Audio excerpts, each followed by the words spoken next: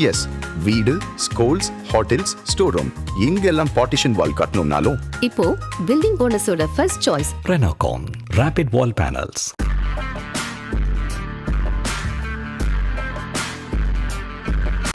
வணக்கம் ஜெயஹிந்த். இன்றைக்கி நம்ம சேனலில் இந்திய ரஷ்யாவுடைய உறவு, குறிப்பாக பாதுகாப்புத்துறை இராணுவ தளவாடங்களில் எவ்வளோ ஆழமானது, எப்போ உருவானது அப்படின்றத கொஞ்சம் டீட்டெயிலாக பார்ப்போம். ஏன்னா நிறையா கமெண்ட்ஸ் நம்ம பார்க்குறோம். இன்றைக்கி இருக்கக்கூடிய தலைமுறையினருக்கு இந்திய ரஷ்யா உறவு அப்படின்றதுடைய புரிதல் அப்படின்றது கொஞ்சம் கம்மியாக இருக்குது. செகண்ட், ஒன்று டெக்னாலஜி எது பெஸ்ட்டு. இப்போ போர் விமானங்கள் எடுத்திங்கன்னா F-35 பெஸ்ட்டு. இன்னொன்று நம்மளுடைய உறவு, அவங்களுடைய நம்பகத்தன்மை. இந்த ரெண்டுத்தில் நீங்கள் பார்த்தீங்க அப்படின்னா பெஸ்ட்டாக இல்லாமல் இருந்தாலும், அதை விட கொஞ்சம் கம்மியாக இருந்தாலும், ஒரு நெருங்கிய நிரந்தர நண்பன், நம்பக்கூடிய நண்பன்ட்டு வாங்குறது தான் சாதுரியமாக இருக்கும். பல அரசுகள் பல முறை பல ஆட்சிகள் மாறி இருந்தாலும், அன்னைக்கு நேரு அவருடைய காலத்திலிருந்து இன்றைக்கி பிரதமர் மோடி அவருடைய காலத்து வரை ஒரு விஷயத்தில் இந்தியா ரொம்ப தெளிவாக இருந்தாங்க. வெளியுறவு கொள்கை, குறிப்பாக பாதுகாப்பு தளவாடங்கள் பொறுத்த வரைக்கும் எந்த இடத்துலையுமே, சில இடத்துல ஆஃப் அண்ட் ஆஃப் போயிருக்காங்க, பட் மெஜாரிட்டியாக பார்த்திங்கன்னா நம்ம ரஷ்யா சென்ட்ரிக்காக தான் போயிருக்கோம். இதற்கு அடிப்படை காரணம் என்ன அப்படின்னு பார்த்திங்கன்னா, நம்ம இந்த ஃபவுண்டேஷன் எப்போ ஆரம்பிக்குதுன்னு பார்க்கலாம். முதல் இந்தியா தன்னுடைய இராணுவ தளவாடங்களை அன்றைக்கி இருந்த சோவியத் இறக்குமதி செய்தது 1950 IL-14 அப்படின்ற இந்த கார்கோ டிரான்ஸ்போர்ட் பிளேன். இதை தான் முதல் முறையாக நம்ம சுதந்திரத்துக்கு பிறகு ரஷ்யாட்டேருந்து அன்றைக்கி இருந்த சோவியத் இறக்குமதி செய்கிறோம். அதன் பிறகு 50லேருந்து 62 இந்தியா பெரிய அளவுக்கான இராணுவ தளவாடங்களை வாங்கலை. அன்றைக்கி இருந்த அந்த சோஷியல் ஒரு ரிஃபார்ம்ஸில் இருந்த நேரு அவர்கள் இவ்வளோ பெரிய இராணுவம் தேவை கிடையாது அப்படின்ற ஒரு கருத்தில் இருந்தார். அன்றைக்கி இருந்த பாதுகாப்புத்துறை செயலர், டிஃபென்ஸ் செக்ரட்டரி மேனனுமே இந்தியாவுக்கு இராணுவமே தேவையில்லை அப்படின்ற மாதிரியான ஒரு திங்கிங்கில் இருந்தாங்க. 50லேருந்து 62 நம்ம ஆக்சுவலாக பார்த்திங்கன்னா மிஸ் பண்ண பீரியட். 62 சீனாவோட யுத்தம் வருது. சீனா இந்தியா மேலே யுத்தம் தொடுக்கிறாங்க. இந்தியா அதில் தோக்குது. இந்தியாவுடைய சுதந்திர வரலாற்றில் தோற்ற ஒரே ஒரு யுத்தம் அதுதான். அதன் பிறகு தான் நாம் முழிச்சுக்கிறோம். ஏன்னா பாகிஸ்தான் அந்த 50லேருந்து 60 காலகட்டங்களில் அமெரிக்காவோடைய நட்பு பாராட்டி மிகப்பெரிய ஆயுதங்கள், மிக நவீன ஆயுதங்களை அமெரிக்காட்டேருந்து வாங்கிட்டாங்க. ஸோ பாகிஸ்தான் இந்தியாவை குறி வைக்கிறாங்க அப்படின்றது நம்ம 1947 தெரியும். இந்த இடைப்பட்ட 10 வருட காலத்தில் இந்த மிலிட்ரி அட்வான்டேஜ் அப்படின்றது டோட்டலாக பாகிஸ்தான் சைடுக்கு போயிடுச்சு. பிறகு 1965 யுத்தம். 1965 யுத்தம் அப்படின்றது இந்திய இராணுவத்துக்கும் இந்திய விமானப்படைக்குமான ஒரு கிளாசிக்கல் மிலிட்ரி விக்ட்ரி. ஏன்னா நம்மக்கிட்ட ஆயுதங்கள் அந்த அளவுக்கு இல்லை. அமெரிக்காவுடைய நவீன ஆயுதங்களை வச்சுக்கிட்டு இருக்கக்கூடிய பாகிஸ்தான், நம்மளோட பொருளாதாரத்தில் பெட்டராக இருந்த பாகிஸ்தான் ஒரு பக்கம். 62 யுத்தம் தோற்ற பிறகு ஆட்சி மாற்றம் ஒரு லெஸ் பாப்புலர் லீடராக இருந்த லால் பகதூர் சாஸ்திரி அவர்கள் பிரதமராக பதவியேற்ற போது நடந்த யுத்தம். ஒரு சில விஷயங்களில் மனிதன் தன்னோட வில் பவரில் ஜெயிப்பான். ஷியர் கிரிட் அண்ட் டிட்டர்மினேஷன் நம்ம சொல்லுவோம். அப்படி ஜெயித்த யுத்தம் தான் 1965 ஒரு டாக்டிக்கல் பிரில்லியன்ஸ். அந்த சமயத்துக்கு பிறகு நம்மளுடைய விமானப்படையோட நவீனமயமாக்கம் அப்படின்றது தேவைப்பட்டுச்சு.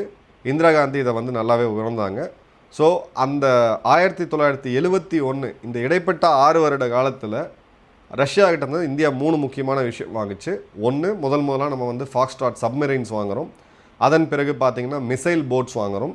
மூணாவது பார்த்திங்கன்னா MiG-21, ஐகானிக் MiG-21 60 வருடம் இருந்த அந்த மிகப்பெரிய ஹீரோவை ரஷ்யாட்டேருந்து வாங்குகிறோம்.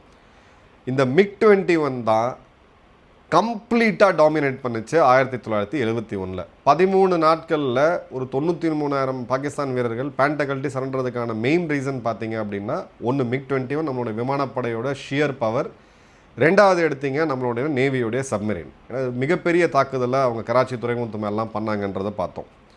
இப்போது அதன் பிறகு 1950 to 60 காலகட்டங்களில் நம்ம சில ஆயுதங்கள் நம்ம வாங்கணும். பார்த்திங்கன்னா MiG-21 நம்ம 1963 தான் இண்டக்டே பண்ணுறோம். எப்போது? அப்போ இந்த போரில் தோற்ற பிறகு. M160 மோட்டர்ஸு அதை 1950 வாங்கணும். அப்புறம் AN-12 ஏர்கிராஃப்ட்ஸு, Mi-4 ஹெலிகாப்டர் பார்த்திங்கன்னா ஒரு 1956-57 வாங்கணும். ஸோ இது எல்லாமே மிக முக்கியமான இது. ஈவன் பாலக்கோட்டில் கூட நம்ம MiG-21 யூஸ் பண்ணோம், நம்ம எல்லாருக்குமே தெரியும். கிட்டத்தட்ட 62 வருடம் ஒரு ஆப்ரேஷன் லைஃப் ஸ்பேனில் இருந்த ஒரு இது. ஸோ அந்த ரஷ்யாவுடைய எக்யூப்மெண்ட்ஸோடைய உறுதித்தன்மை அது எத்தனை வருட காலம் இந்தியாவுக்காக உழைச்சிருக்கு அப்படின்றத நம்ம பார்க்குறோம்.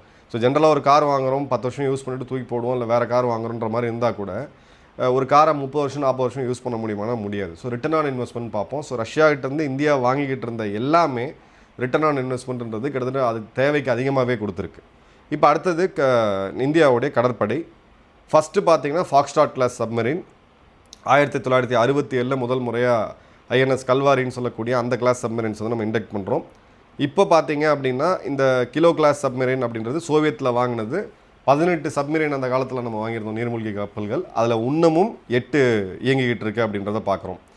அதன் பிறகு இந்தியா வந்து ஒரு விமானம் தாங்கிய போர்க்கப்பல் இல்லை அப்படின்னு சொல்லக்கூடிய ஒரு சூழ்நிலையில் உடனடியாக அவங்கக்கிட்ட இருந்த கியூ கிளாஸ் வெசலை வந்து நம்மக்கிட்ட கொடுத்தாங்க. 2013 இந்தியா அதை வாங்கினாங்க. ஏற்கனவே இருந்த போர்க்கப்பலை வந்து வாங்கினாங்க. அது ஐஎன்எஸ் விக்ரமாதித்யான்னு நம்ம பார்த்தோம். 13 வாங்கி இந்தியாவுக்கு தேவையான சில ரெட்ரோஃபிட்டிங்லாம் பண்ணி இன்றைக்கே அது வந்து விமானத்துக்கு சர்வீஸில் இருக்குது. அதோட லைஃப் இன்னும் ஒரு 10 வருஷம் தான் இருக்குது, அது வேறு விஷயம். 10 to 20 வருஷம் தான் அதெல்லாம் மேக்ஸிமம் இயங்க முடியும். அடுத்தது பார்த்தீங்க அப்படின்னா நம்மளுடைய தரைப்படையில் அகைன் 65 யுத்தத்தோடைய ஒரு டேங்க் பேட்டில்னு கூட அந்த காலத்தில் சொல்லுவாங்க. ஸோ இந்த இடத்துல நமக்கு வந்து கேம் சேஞ்சர் அப்படின்னு பார்த்தீங்கன்னா ரஷ்யாவுடைய T-72 M1 டேங்க்ஸ், அதன் பிறகு ரஷ்யாட்ட வந்து நம்ம வாங்கின T-90 டேங்க்ஸ். இது ரெண்டுமே ஆவடியில் இருக்கக்கூடிய ஹெவி வெஹிக்கல்ஸ் ஃபேக்ட்ரியில் இப்போ நம்ம தயாரிச்சுக்கிட்டு இருக்கோம்.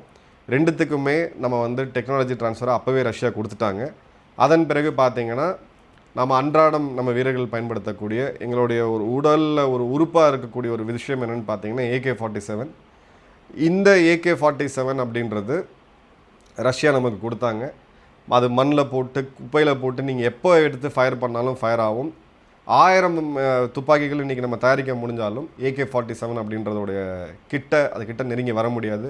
ஒரு வீரனுக்கு ஒரு கான்ஃபிடென்ஸை கொடுக்கக்கூடிய ஒரு வெப்பன் இது. AK-72 அந்த கதைலாம் கிடையாது. நம்ம இந்திய ராணுவத்தில் யூஸ் பண்ணிட்டு இருக்கக்கூடிய AK-47. அதோடைய அடுத்த வெர்ஷன் AK-203. அது உத்தரப்பிரதேஷில் வந்து இப்போ நம்ம பண்ணிகிட்ருக்கோம் அமேட்டியில். அதுக்குமே அந்த தொழிற்சாலையை நடத்தி கொடுத்துட்ருக்கு யாருன்னு பார்த்தீங்கன்னா ரஷ்யா தான். அந்த தொழில்நுட்பத்தையும் நம்மகிட்ட கொடுத்துருக்காங்க.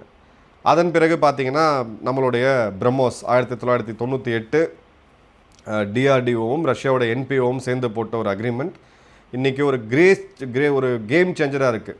பிரம்மபுத்திரா மற்றும் மாஸ்கோ சேர்த்து பிரம்மோஸ்னு கொண்டு வந்தாங்க. இன்றைக்கி 16 உலக நாடுகள் கேட்கக்கூடிய அளவுக்கு இந்தியா ஒரு சர்வ வல்லமை படைத்த ஒரு மிசைல் அப்படின்னு இருக்குன்னு பார்த்தீங்கன்னா பிரம்மோஸ் தான் அது.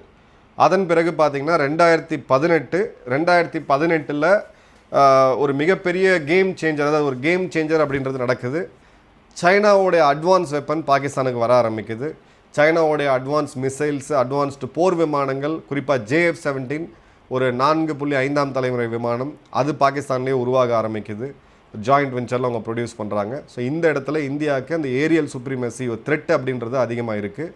அப்போ அந்த இடத்துல நமக்கு ஸ்கை டெனையல், நமக்கு இது வந்து இந்த விமானங்கள் இந்திய நகரங்களுக்குள்ளே வராமல் தடுக்கணும் அப்படின்ற போது ஒரு பாதுகாப்பு கவசம் தேவைப்படுது. அப்போ இந்தியா கிட்ட இருந்த 2 ஆப்ஷன். ஒன்று அமெரிக்காவுடைய தாடுன்னு சொல்லக்கூடிய terminal altitude air defence system, இதுன்னு சொல்லுவோம், பேட்ரியாட்னு சொல்லுவோம். ரொம்ப எக்ஸ்பென்சிவ், அதை கொடுக்கறதுக்கு அமெரிக்கா ரெடியாக இல்லை. ட்ரான்ஸ்ஃபர் ஆஃப் டெக்னாலஜிலாம் கிடையாது. அந்த நேரத்தில் S-400 அக்ரிமெண்ட்டை போட்டு 2018 கிட்டத்தட்ட 35,000 கோடி மதிப்புள்ள ஒப்பந்தத்தை போட்டு தங்களுக்கு இருந்த தேவையை விட இந்தியாவுடைய தேவையை ப்ரையாரிட்டைஸ் பண்ணி சைனாவோட விட இந்தியாவுக்கு பின்னித்தள்ளி அவசரமாக அதை வந்து 2022 பண்ணாங்க. அது போருக்கு நடுலையும் அந்த டெலிவரி நடந்துச்சு. கொஞ்சம் டிலே இருக்குது, அது அவங்க போரில் இருக்கிறதுனால. ஏன்னா அவங்கள ராணுவத்தோட தேவை அப்படின்றது தான் ப்ரையாரிட்டைஸ் பண்ணுவாங்க. அந்த வகையிலுமே பார்த்திங்கன்னா ரஷ்யா ரொம்ப தெளிவாக நின்றுருக்காங்க. ஃப்யூச்சரில் S-500 ப்ரோமெட்ரி நம்மளுடைய ஃப்யூச்சர் ப்ரொக்யூர்மெண்ட் அப்படின்றது இது இந்தியாவுடைய ஒரு ஸ்ட்ராட்டஜிக் வெப்பன். ஏன்னா இந்த முறை ஆஃப் சிந்தூரில் கிட்டத்தட்ட 70க்கும் அதிகமான சீன சேட்டலைட்டுகள் இந்தியா மேலே சுற்றிக்கிட்டு இருந்துச்சு. இப்போ இந்த சேட்டலைட்டுகளை வீழ்த்தணும் அப்படின்றதுக்கு நமக்கு ஒரு மிசைல் டிஃபென்ஸ் சிஸ்டம் தேவை. ஏன்னா எதிரியோட கண்ணா பாகிஸ்தானுக்கு வந்து அங்கே லைவாக போயிட்டுருக்கு, இந்திய ராணுவம் என்ன பண்ணுறாங்கன்ற ஃபீடு போயிட்டுருக்கு. நீங்கள் கண்ணை நோண்டிட்டீங்க, கண்ணை குருடாக்கிட்டீங்க அப்படின்னா பாகிஸ்தானால் பார்க்க முடியாது.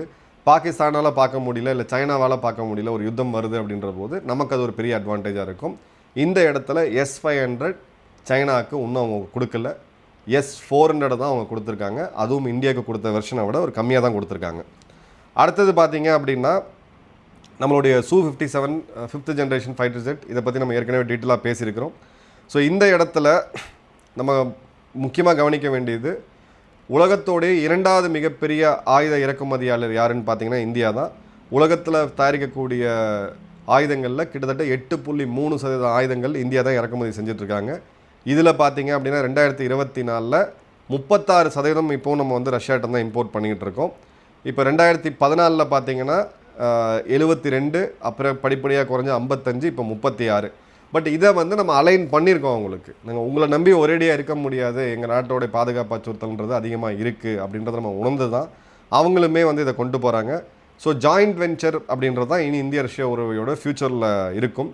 ஸோ அமெரிக்காவுடைய காட்ஸா த்ரெட்டாக இருக்கட்டும், இல்லை இந்தியாவுடைய ஸ்ட்ராட்டஜிக் ஆட்டோனமி ஸ்டேட்மெண்ட்டாக இருக்கட்டும், இல்லை அவர் பிரதமரை பற்றி பேசும் பொழுது பிரதமர் மோடி உங்களுக்கு கிடைச்ச வரம் 24 மணி நேரம் இந்தியாவை பற்றி யோசிக்கக்கூடிய ஒரு மனிதர்னு சொன்னதாக இருக்கட்டும், இல்லை இந்தியா எந்த நாட்டோடைய ப்ரெஷருக்கும் அமெரிக்கா ப்ரெஷருக்கெல்லாம் வந்து பணிஞ்சு போகாது அப்படின்ற போது இந்த 75 வருட உறவு கிட்டத்தட்ட 1950 ஆரம்பித்து இந்த 75 வருட உறவில் இன்றைக்கி இந்தியா ஒன்றா ஒருங்கிணைந்து இருக்குது. இந்தியாவுக்கும் ரஷ்யாவுக்கும் பல பிரச்சனைகள் இருந்திருக்கு, அது வேறு விஷயம். பட் இன்றைக்கி நம்ம 5 யுத்தங்களை சந்தித்து நம்ம வந்து இன்டாக்டாக இருக்கிறோம் அப்படின்றதுனா அதுக்கு மிக முக்கியமாக ரஷ்யாவுடைய ஆயுத உதவிகள் நம்ம என்றைக்குமே மறக்க முடியாது. ஸோ இந்த ட்ரெஜெக்டரி இன்னும் அடுத்த ஒரு 40 வருஷத்துக்கு தொடரப்போகுது அப்படின்றது தான் இதில் இருக்கிறது. ஸோ இது Su-57 ப்ரூவன் விமானம் கிடையாது, அதை வாங்கக்கூடாதுன்னு சொல்கிறவங்களுக்கு அடிப்படையாக இந்த வரலாறு வந்து கண்டிப்பாக தெரியணும். உங்களுடைய கமெண்ட்ஸ் கமெண்ட் பாக்ஸில் போடுங்க. நன்றி, வணக்கம், ஜெய்ஹிந்த்.